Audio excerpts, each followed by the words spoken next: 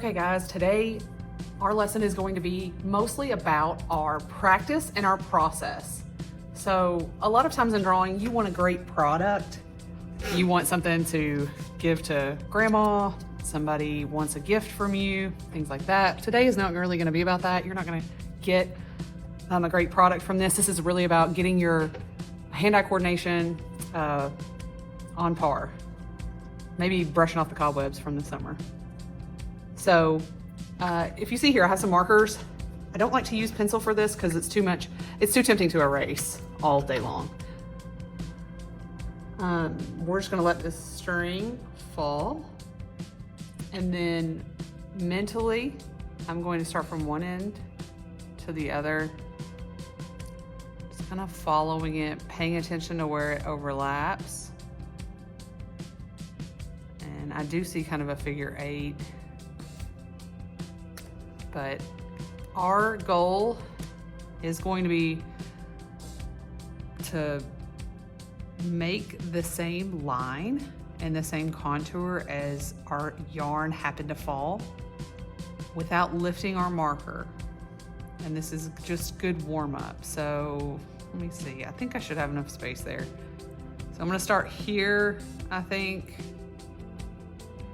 and go all the way around. So go slow. I could come around and check it or say, okay, well, it's right if it looks the way your yarn looks. Probably not gonna have a lot to show for it anyway. It's not just gonna look gorgeous. But we want to mimic the same kind of shape. Even the little bumps we see, it kind of cradles around that. And it's not a blind contour, but we are not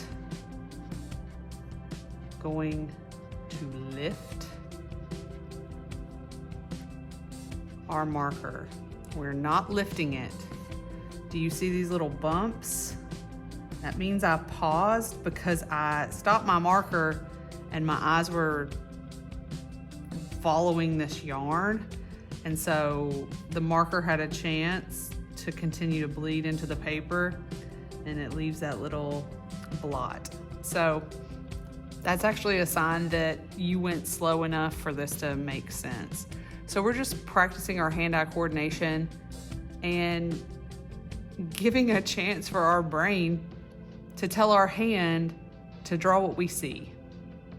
Now in kindergarten, it was easy because your teacher said, okay, we're gonna work on the letter K.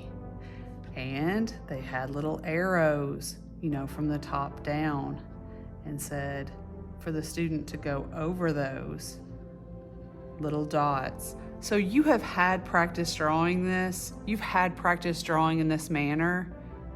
Maybe not since kindergarten, maybe not since 3rd grade, but it's there. We just have to utilize that same skill and pull it into drawing from life. So you can do this string drop test as many times as you feel like you need to really get warmed up. I suggest doing it about 4 times. Don't be tempted to lay it out in a shape that you recognize. You want it to be kind of complicated. My string, yikes, it's almost 2 foot long. I didn't realize it was that long, but this is a good length. I like this length. It stuck to me. But drop it as many times as you need. Make sure it doesn't make a super obvious shape. And even where if you drop your string where it's lifted off the paper like it just did, that's even more complicated because moving from side to side, my perspective changes and those negative spaces open up differently if I'm leaning to one side or the other. So it really helps an artist stay rooted while they're drawing and practice not kind of bobbling their head back and forth because it changes your viewpoint. So I would like you to do that at least 4 times, I would say. Go slow, be purposeful, and really glue your eyes to this string and really go around it and pay close attention.